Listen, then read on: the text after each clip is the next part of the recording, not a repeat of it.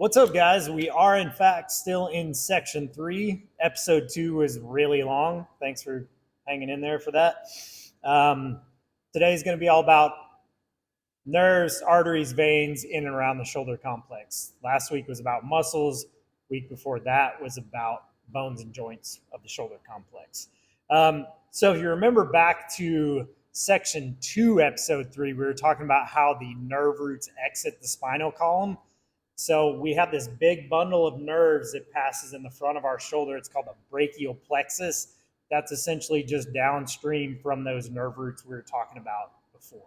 Okay, so yes, they have to exit the spinal column. Then they have to go by our scalene muscle group that's on the side of our neck.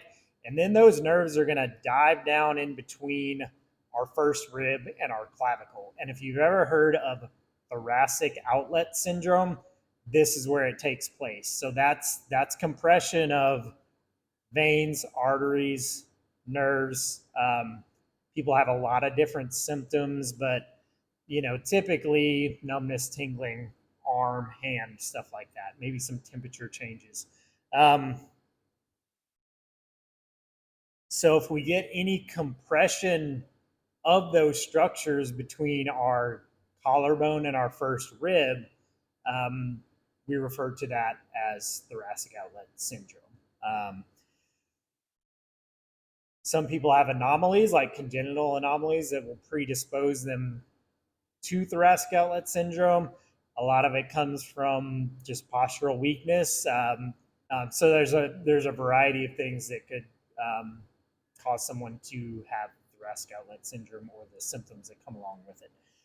So after those nerve roots come out, they start to come together a little bit, and we refer to those as trunks.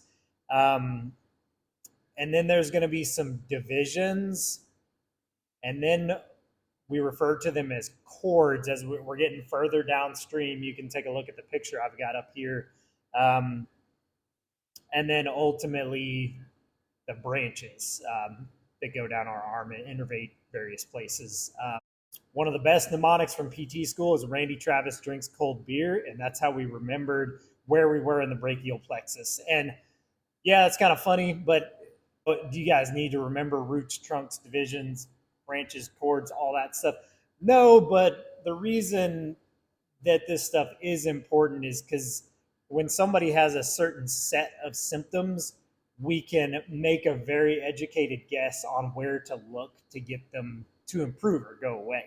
And I wanted to put this other picture up. I used this previously, but it shows how these structures then, and we're talking about after first rib and clavicle, a little bit further downstream, how a tight pec minor might affect these structures as well. You can see how now he's got his arm in that position, so there's more tension there, but maybe that's why you wake up with your hand asleep when it's jammed under the pillow in kind of this overhead position.